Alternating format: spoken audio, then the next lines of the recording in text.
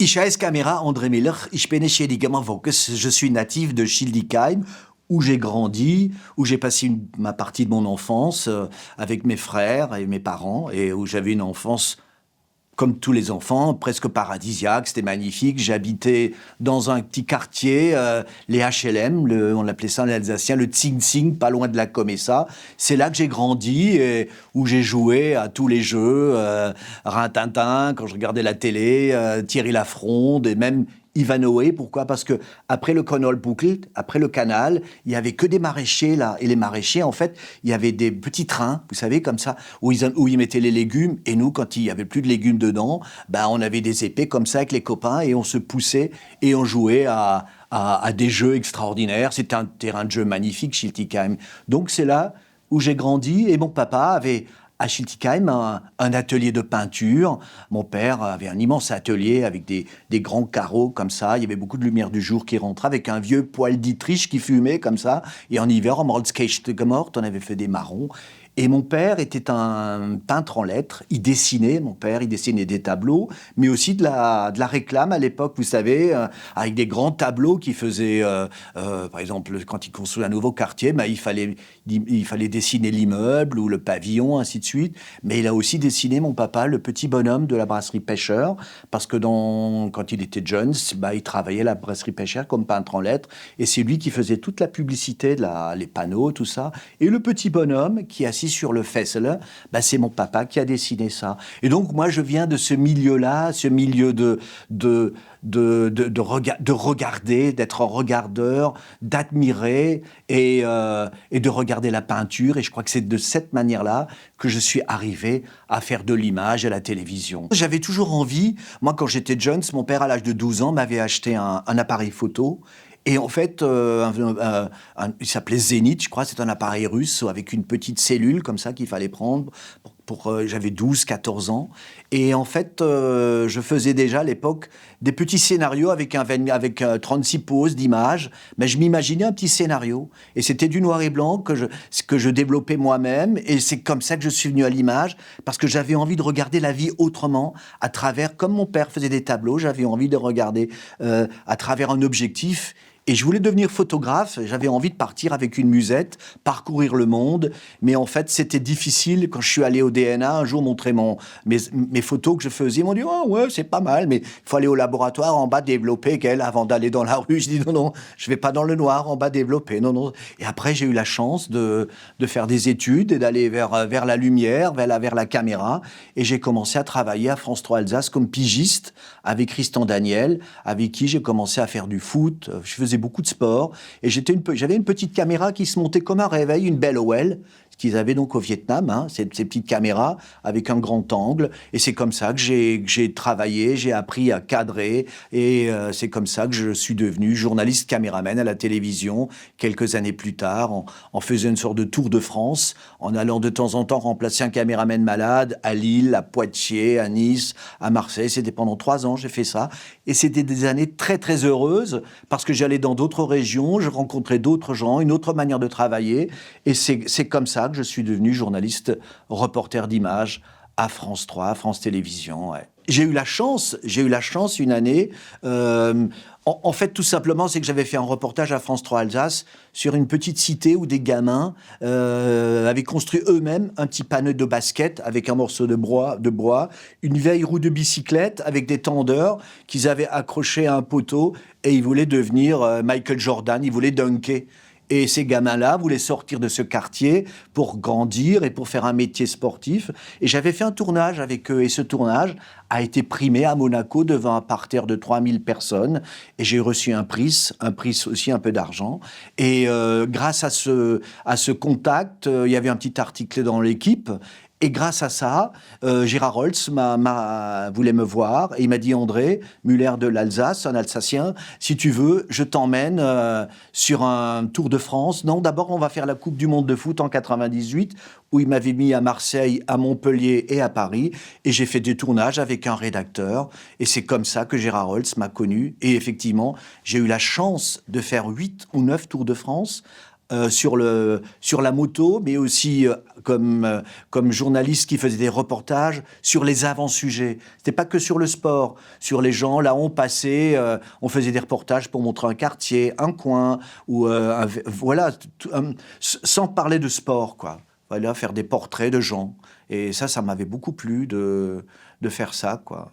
Ce concept que j'avais sur le Tour de France, et même sur on peut aussi en parler des Paris-Dakar, parce que j'ai eu la chance de faire 7 Paris-Dakar en Afrique noire, de la Mauritanie jusqu'au Ghana, jusqu'en Libye. On a traversé avec nos avions, nos hélicos. Je faisais déjà des mêmes choses de reportage sur les gens, les gardiens de girafes, les gardiens d'éléphants, mais qui faisaient de la pirogue au bord du Gambie. Enfin voilà, ce genre de... Donc je faisais des portraits un peu comme Tintin, quoi. Mais j'étais sans Milou, quoi. C'était un peu la même chose. Et après, c'est vrai, quand je revenais dans ma région, en Alsace, parce que j'étais aussi basé à France 3 Alsace, je faisais aussi l'actualité à France 3 Alsace. Et un jour, j'ai dit à mon directeur, qui s'appelait Jean-Pierre Tsuki, que tout le monde connaît, qui est quelqu'un de connu. Et je disais à Jean-Pierre, mais Jean-Pierre, on n'a plus d'émissions quand Madame Morgenthaler était partie faire autre chose. Il n'y avait plus d'émissions culinaires. J'ai dit, mais pourquoi on ne mettrait pas une émission culinaire en place ?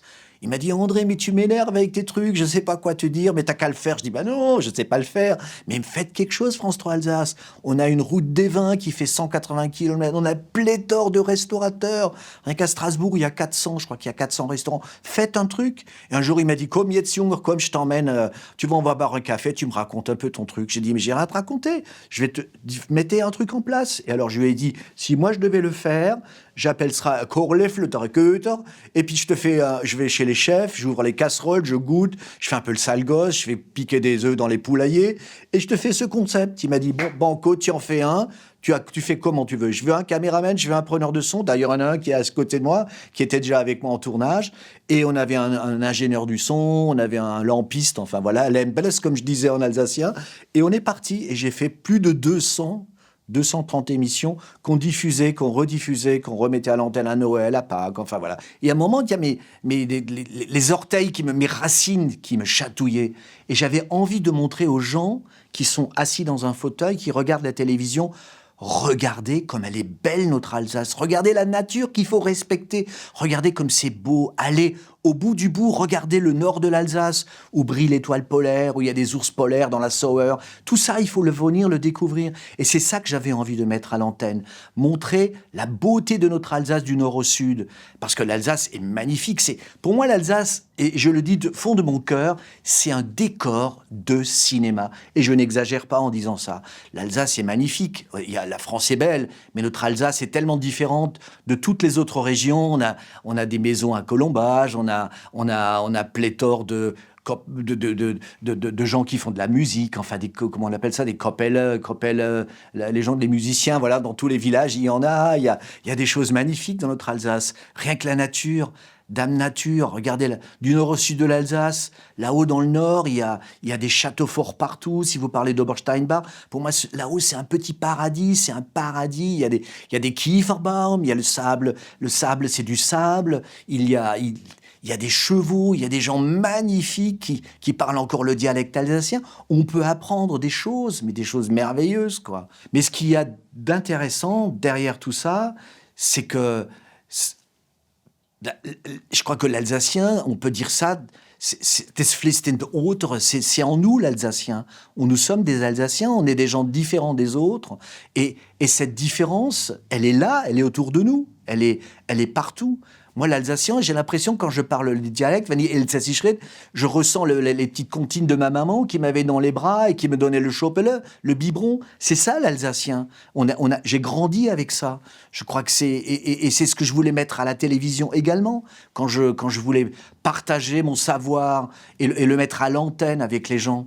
Voilà, voilà ce que je peux dire par rapport à l'alsacien. Et je pense que l'alsacien se perdra pas, même si on imagine, je vois mon petit-fils, ou mon fils qui a maintenant 36 ou 38 ans, qui a fait de l'alsacien à l'école, mais en fait, il a appris pendant 2 ans l'alsacien, je lui en parlais un peu, mais c'est des choses qu'il a complètement oubliées. Ça n'a servi à rien, quoi, de faire ça à l'époque. On change tous.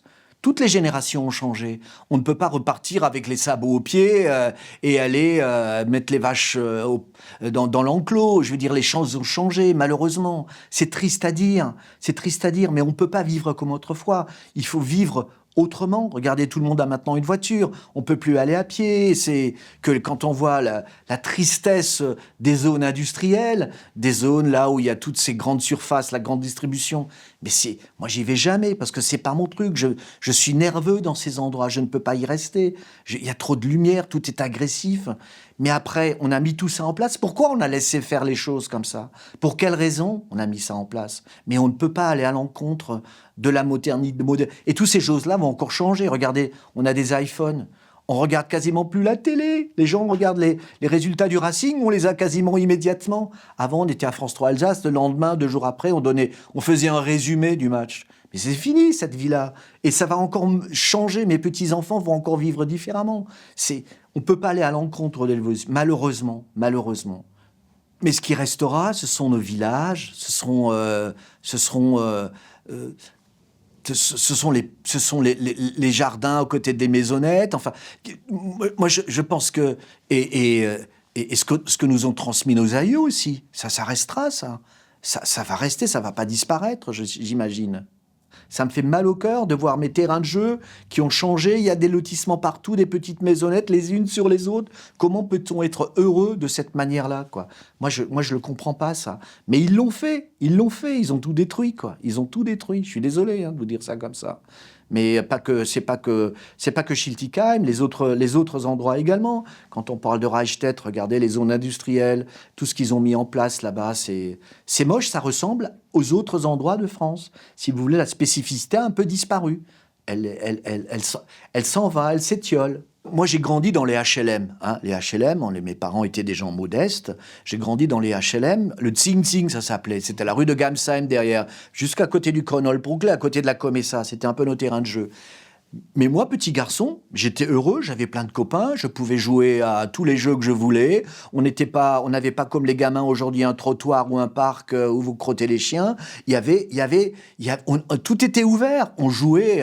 Et ces jeux-là nous ont permis à grandir, à être en société avec d'autres copains, ce qui n'était pas toujours facile parce qu'il y a aussi des bagarres de quartier. Schiltigheim contre Bischheim, quand on a vu la guerre des boutons, on avait les Schlüter, les fronts, et on se tirait dessus. C'était comme ça, c'est ce qu'on faisait à l'époque, mais ça nous a permis de grandir. Il y a aussi des endroits, il y avait la rue principale où il y avait des maisons qui étaient complètement abîmées par le temps, voilà, parce qu'on voulait plus habiter là-dedans. Les maisons alsaciennes à l'époque, c'était sombre, c'était petit, et les gens voulaient peut-être plus ça. Ils voulaient déjà aller vers la modernité, ils voulaient déjà aller vers les lotissements, faire vivre différemment que les parents, quoi. Moi, j'ai grandi jusqu'à l'âge de 4 ans, rue Adelshofen.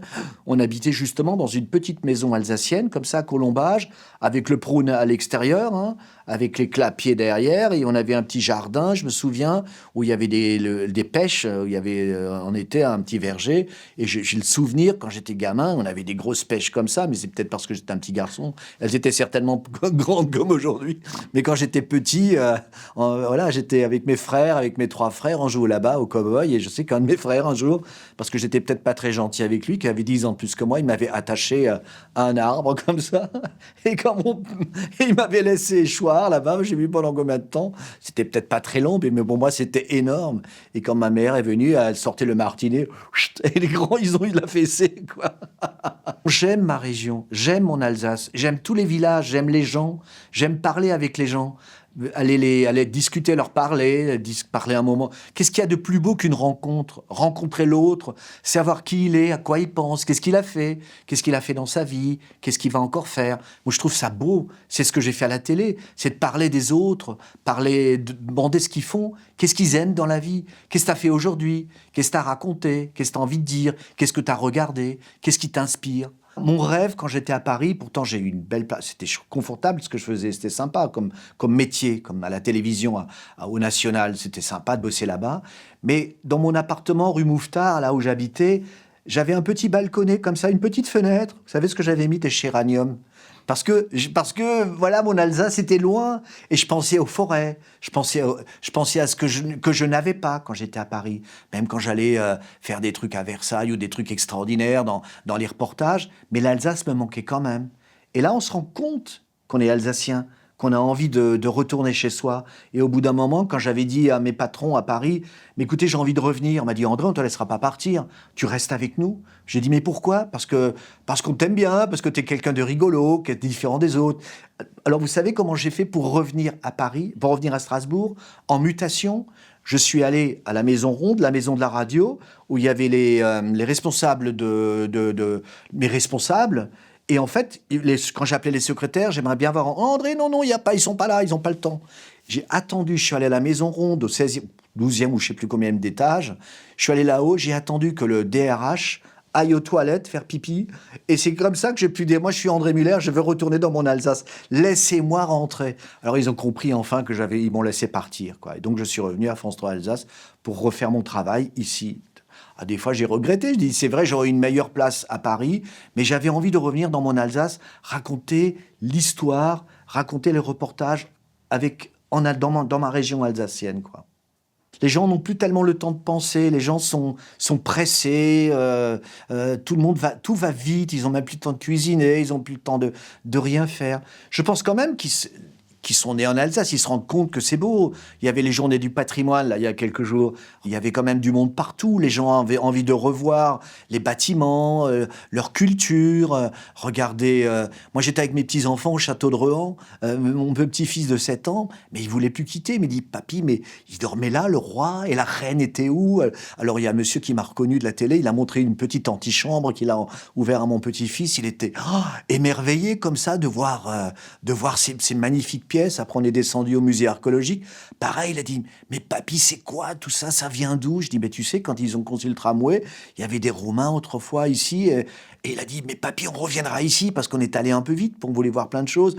Il a envie de revoir tout ça. Il a envie... Ça aussi, c'est ses racines. C'est à lui, ça. C'est à lui. Il a envie de connaître tout ça. Il a envie de le découvrir. Regardez notre ville de Strasbourg.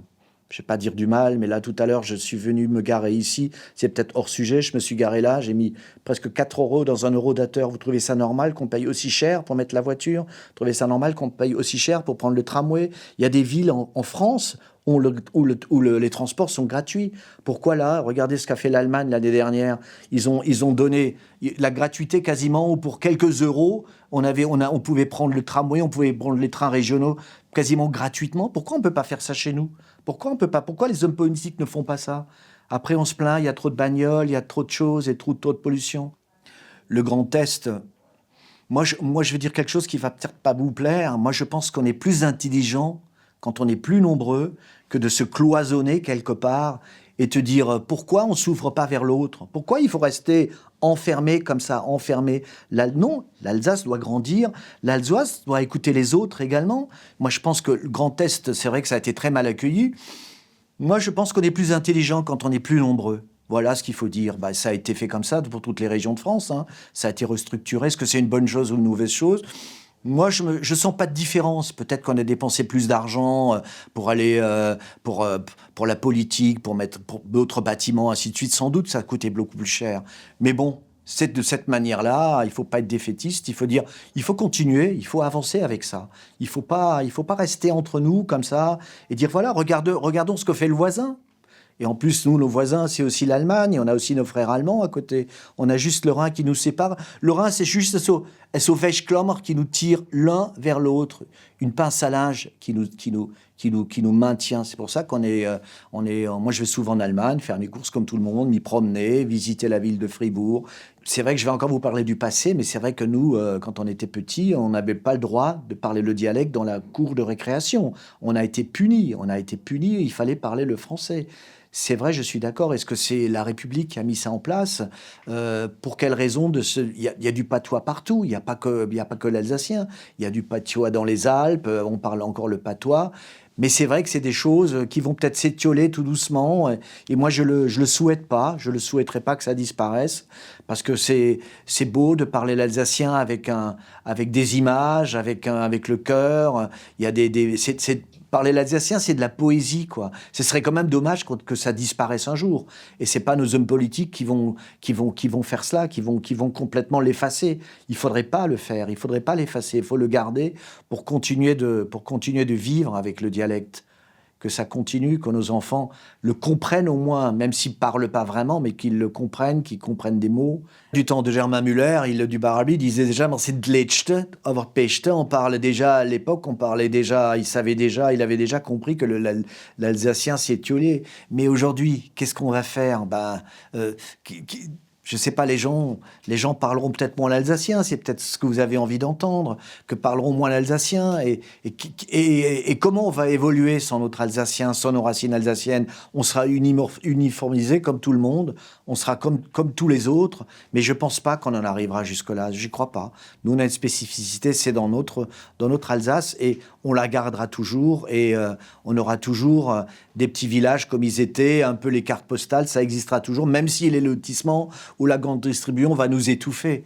J'espère que la nouvelle génération se laissera pas faire et aura les armes suffisantes pour se défendre avec des mots assez puissants pour qu'on puisse rester, nous, l'Alsace, qu'on puisse rester, nous, même si le Grand Est veut nous manger, mais ils nous mangeront pas, vous inquiétez pas. J'en suis persuadé. J'ai rencontré tellement de gens avec le cœur alsacien, avec des choses profondes, ça ne pourra jamais disparaître.